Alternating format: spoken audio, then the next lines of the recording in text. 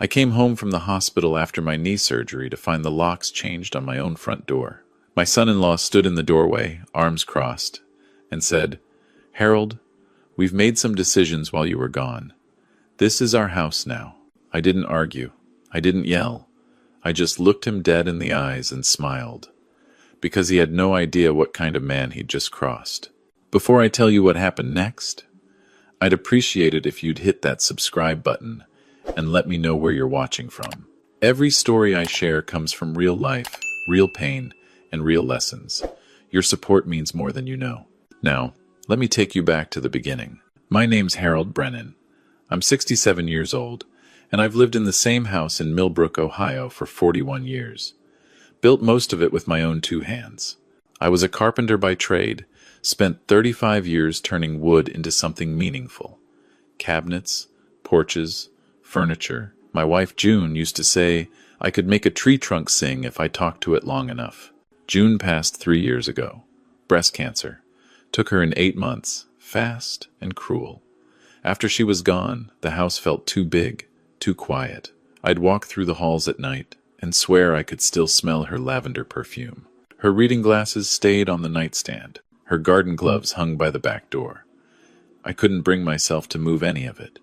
This house wasn't just wood and nails. It was every memory we ever made. My daughter Karen is my only child. She married Derek Holloway 12 years ago. I never liked him much, if I'm being honest. Something about the way he shook hands. Too firm, like he was trying to prove something. But Karen loved him, and that was enough for me. You don't get to choose who your kids fall in love with. You just hope they choose wisely. About 18 months ago, Derek lost his job at the manufacturing plant. Layoffs, they said.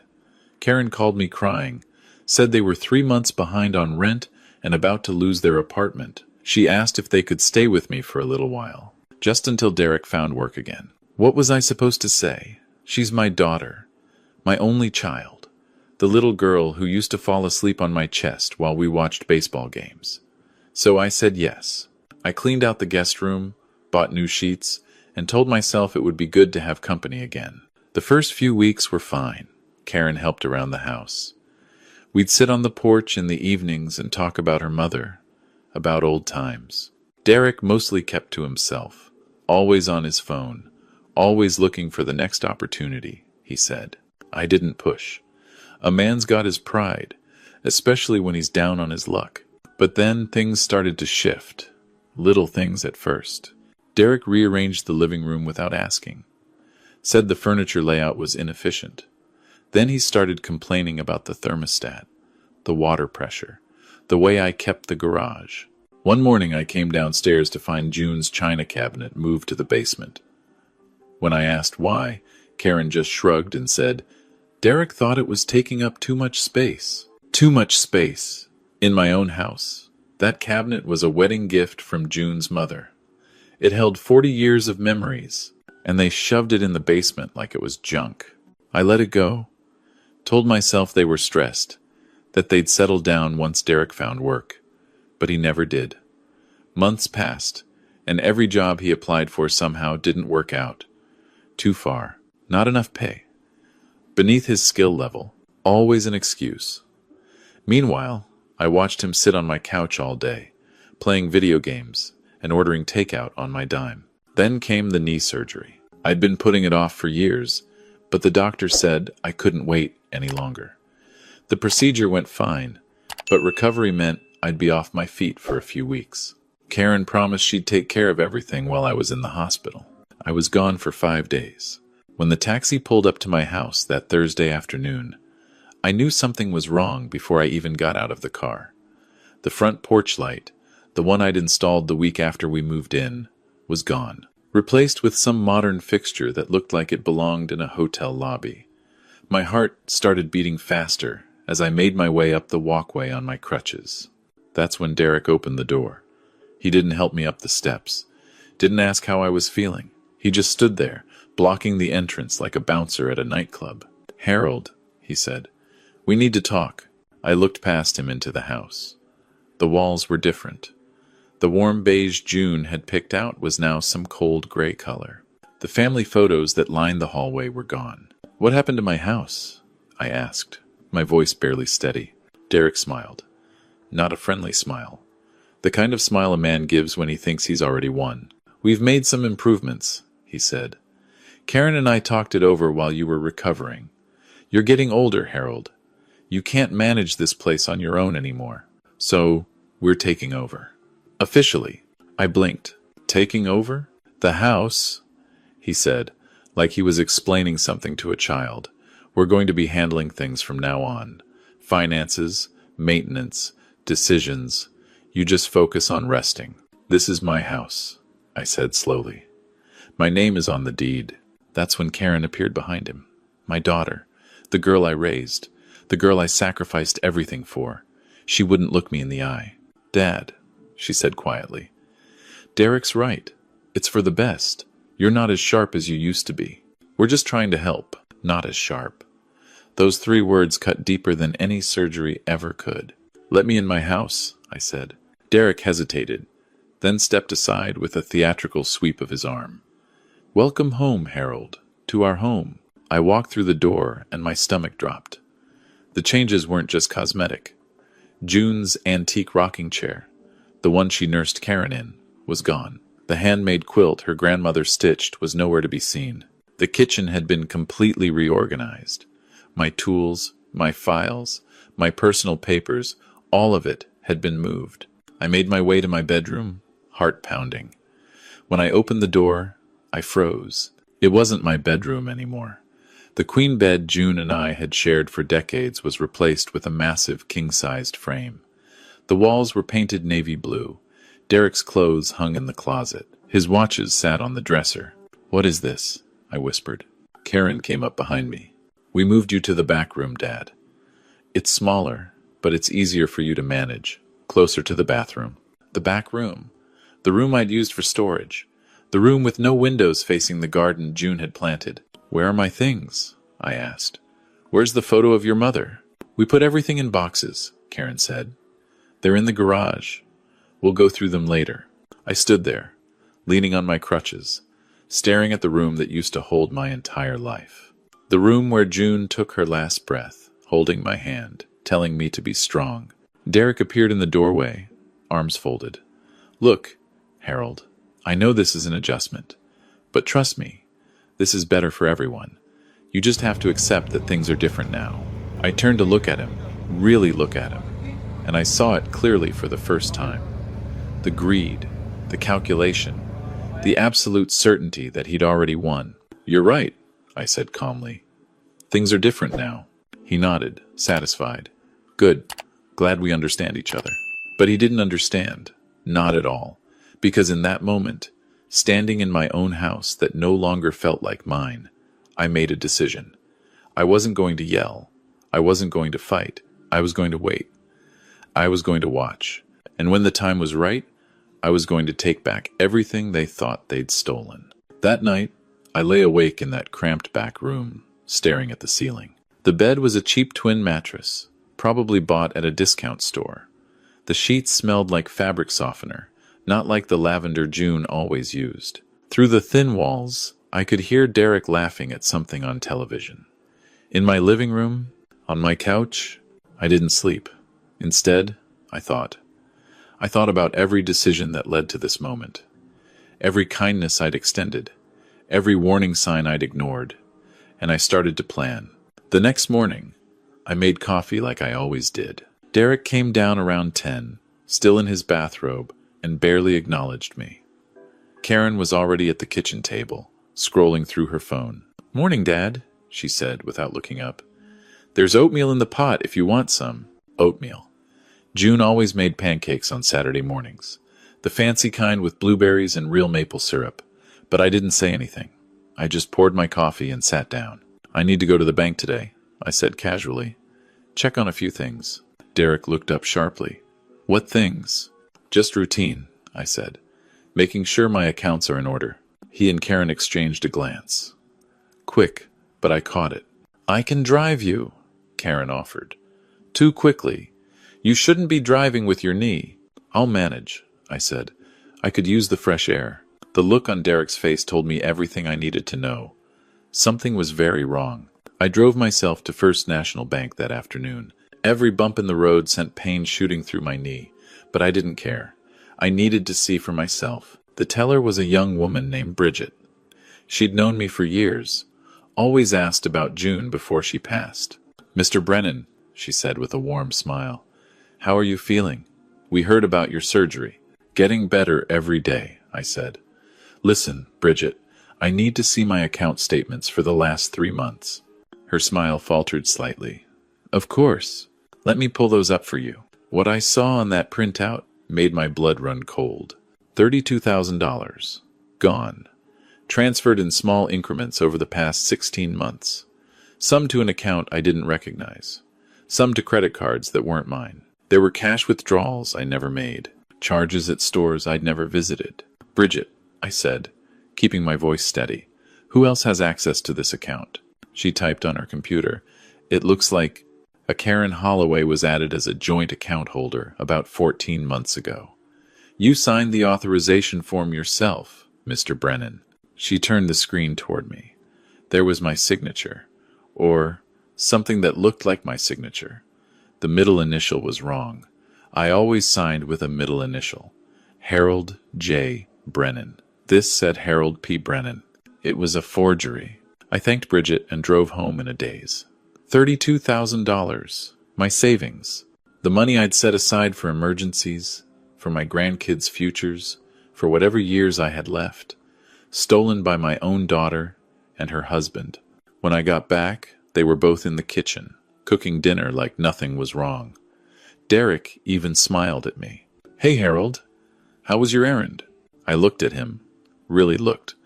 Then I looked at Karen, my daughter.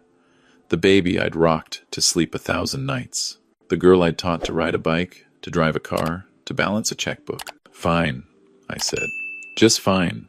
I went to my room and closed the door. I didn't cry. I didn't yell. I just sat on that cheap mattress and breathed until the shaking in my hands stopped. Then I called my grandson. Tyler was 22, Karen's son, from her first marriage before Derek. He was finishing his degree in criminal justice at Ohio State. Good kid, honest. He and Derek never got along. Derek once told Karen that Tyler was a waste of money, that college was pointless for someone with no ambition. Tyler heard him say it. He never forgot. "Grandpa?"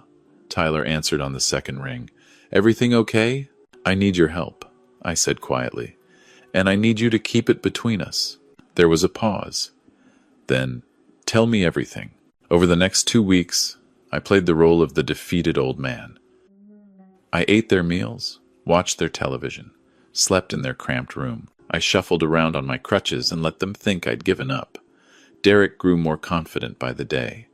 He started talking about renovations, about selling some of the property, about putting me in a home eventually, once I became too much trouble. I heard every word, and I documented everything. Tyler came down that first weekend under the pretense of checking on me after surgery. What he actually did was help me install a small recording device in the kitchen. It was his idea. "Legal in Ohio," he said, "as long as one party consents to the recording," and I definitely consented. What we captured over the next 10 days was worse than I imagined.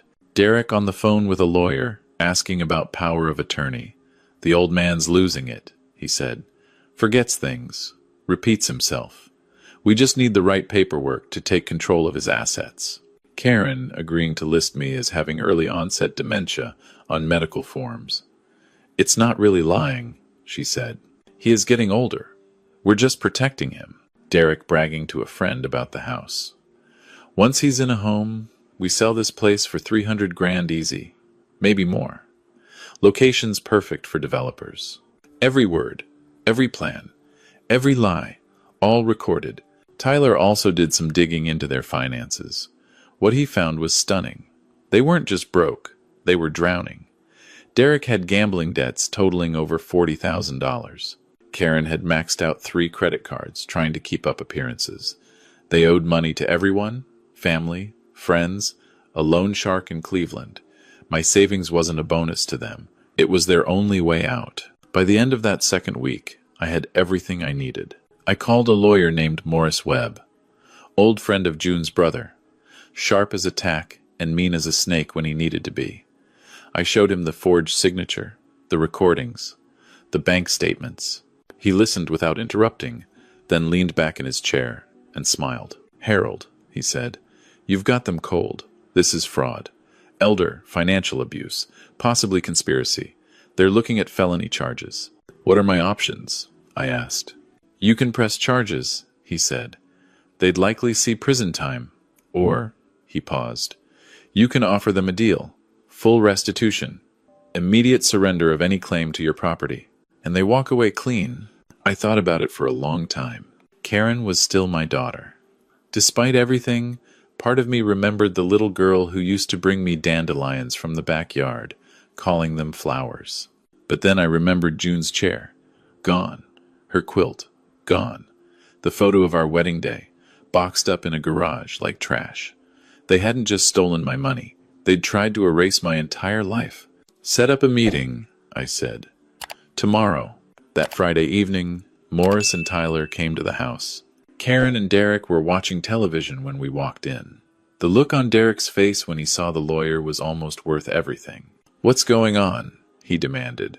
"Sit down," I said. My voice was calm, steady. "Both of you." They sat. Karen looked confused. Derek looked nervous. "Good." Morris placed a folder on the coffee table. "Mr. and Mrs. Holloway," he began. "We have documentation of wire fraud, forgery, and elder financial abuse. The evidence is comprehensive and includes recorded conversations." He pressed play on a small device. Derek's voice filled the room.